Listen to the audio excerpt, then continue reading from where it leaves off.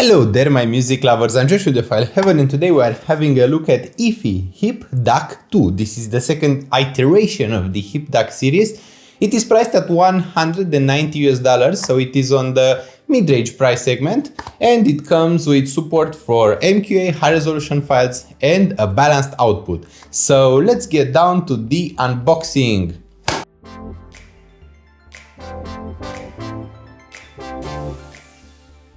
iFi surely has a thing for doing small packages. As you can see, this is quite tiny. It is almost as small as the device itself.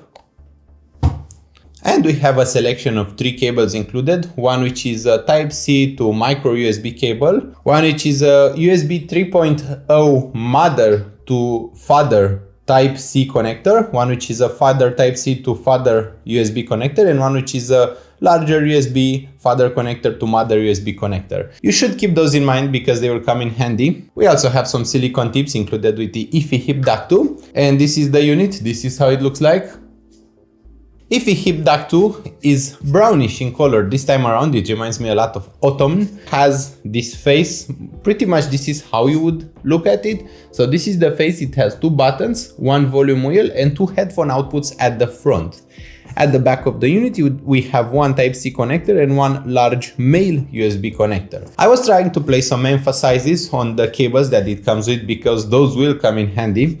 Basically, to start it, you have to turn on the volume wheel. You can turn it all the way to the maximum, but I would not suggest doing so without knowing what volume you're at because you may blow your eardrums out. The 2 buttons are 1 for gain and 1 for a bass boost function. So the gain button actually turns the volume louder with about 10 decibels, while the bass boost function actually increases the bass anywhere between 6 and 8 decibels all across the bass range. The volume wheel has some minor channel imbalance at the beginning of its road, but it should not be noticeable with any normal listening volumes. For example, even with IEMs, I am having a good overall volume at about 9 o'clock where there is no channel imbalance. So that is pretty cool. We have 2 green LED lights that light around the volume wheel, and we also have 1 green LED light at the back of the unit. I was talking about the connectors because you have to keep this in mind. To feed data to the iFi hip-dac2, you need to use the male USB connector. So you need to use an OTG connector for a smartphone or their blue USB cable. I personally don't really like their blue USB cable because it is quite short and it is not practical for any computer. Maybe if you are using a laptop, but for example, if I'm using a computer, I end up plugging this thing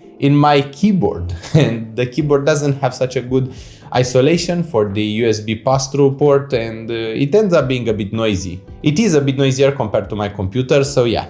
You cannot use the Type-C connector to feed data to the iFi hip-dac2, and this was a surprise to me because I would have expected that as a function, but no, the Type-C port is just for charging the iFi hip-dac2. That is a minor inconvenience, and I would personally have liked to be able to use both ports for data. We have the gain switch, which is the smaller switch, and then we have the bass boost switch, which is the larger switch. I actually prefer the sound with the gain switch turned on. It generally tends to sound a bit better to me. Even after volume matching and comparing the gain on and off, I feel like having the gain switch turned on tends to make music a bit more lively, a bit more vivid, a bit more engaging and a bit more forward as well. The bass boost switch is pretty typical. It is the same thing we've seen on every single iFi product. I like the bass boost switch. I usually keep it turned on. I'm a bass head, at least a bit. I have some guilty pleasure derived from listening to some bass heavy tracks. So yeah, I like the bass boost. The bass boost on iFi products is great, especially if you have headphones that don't have quite enough bass. For example,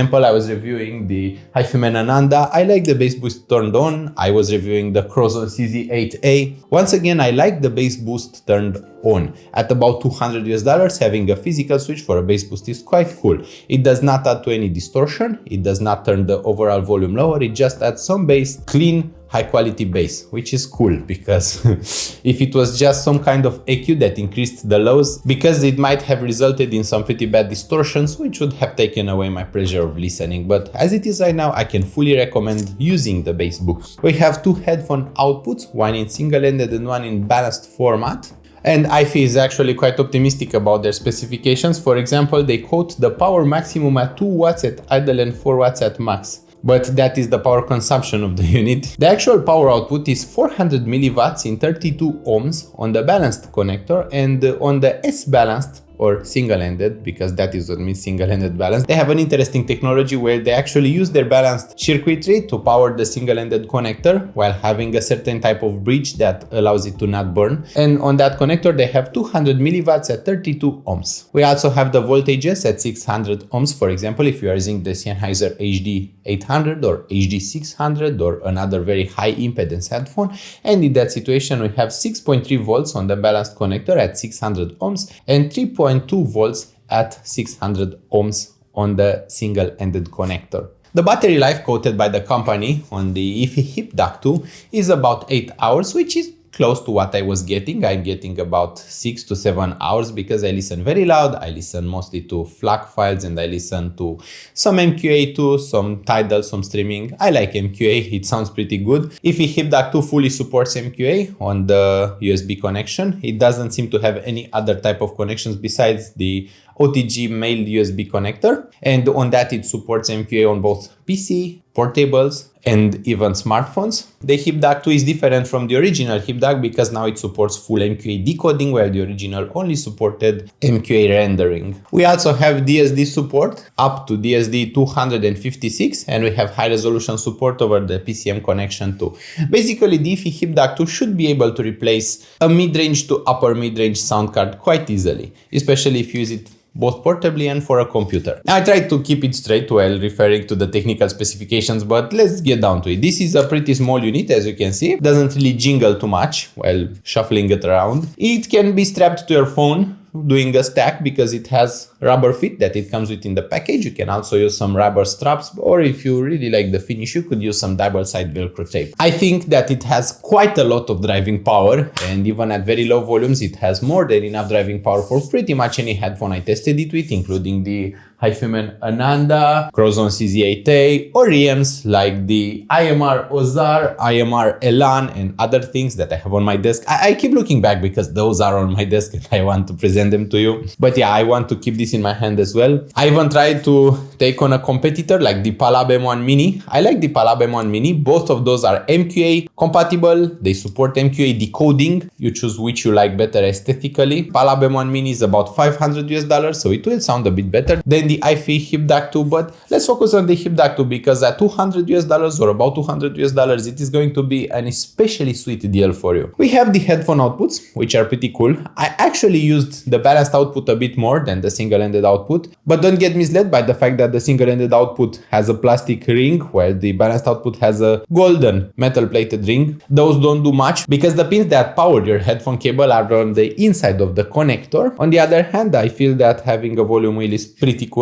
It is an analogic volume wheel, so you can hear that it is turning. The unit is quite ergonomic, not very heavy at about 125 grams, and I pretty much like the sound. Talking about the sound of the iFi hip-dac2, it really matters what type of file you use to power it. For example, using something simple like using your everyday Redbook FLAC files is going to be just fine. Using MQA is going to offer a different experience. It seems like Tidal is remastering their MQA files and they always sound a bit smoother and a bit warmer. I like that. It's not a bad touch. On some music it blends it really well with the original mix, while on other music it tends to sound quite bad. For example, I don't really want every single one of my pieces to be smooth and to be warmer. There is some music that was already quite smooth and quite warm, especially rap and electronic pieces which didn't have a ton of texture and a ton of detail to begin with. iFi hip-dac2 has an excellent amount of detail at about $200. I would say that it actually kinda beats the original FiiO Q5, and I really enjoy the FiiO Q5 and the FiiO Q5S as well. The iFi hip-dac2 tends to have a better overall detail.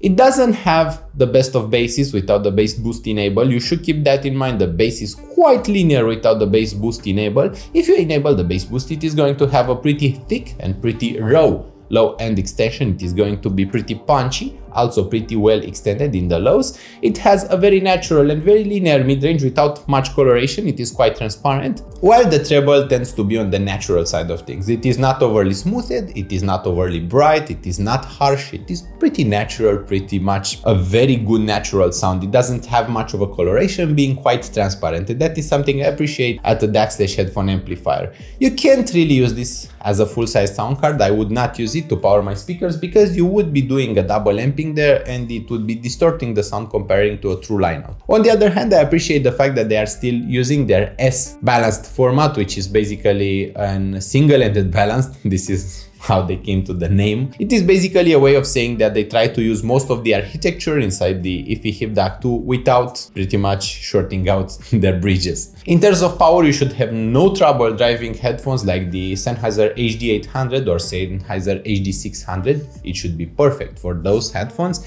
It should be perfect for driving any EM you have around the house. It doesn't really have much background noise. It is quite well isolated from electromagnetic interference, doesn't really catch much noise from my desk, and the sound is generally pretty pleasing. Without having much of a coloration, I have a hard time describing the sound. It is just pretty transparent and pretty natural. The detail level is fair for about $200 US. You could compare it to the IEMs Sparrow. The IEMs Sparrow tends to be a bit quicker. It also tends to be a bit brighter, and it tends to have a slightly better, especially in the sub bass, it tends to reach a bit better, scoop the sub bass a bit better, and send impacts a bit better. But that is without having the bass boost enabled on the iFi hip-dac2, because once you enable the bass boost, it tends to have a better sub bass presentation, more bass, more warmth, and more impact than the IEMs Sparrow. It could also be compared to the Lotto S1, especially if this one goes on sale, and the Lotto S1 actually has some EQ profiles, but at the end of the day, the iFi hip-dac2 tends to be a bit more detailed and a bit more dynamic. Especially the dynamics tend to be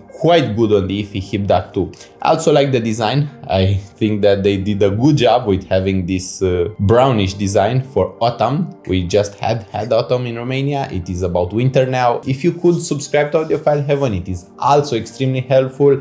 Also, leaving a like on this video is going to show others that you like the video and that it is a good video if you enjoyed it. And if you did not enjoy it, please leave a comment and tell me how to improve my content, how to improve my videos.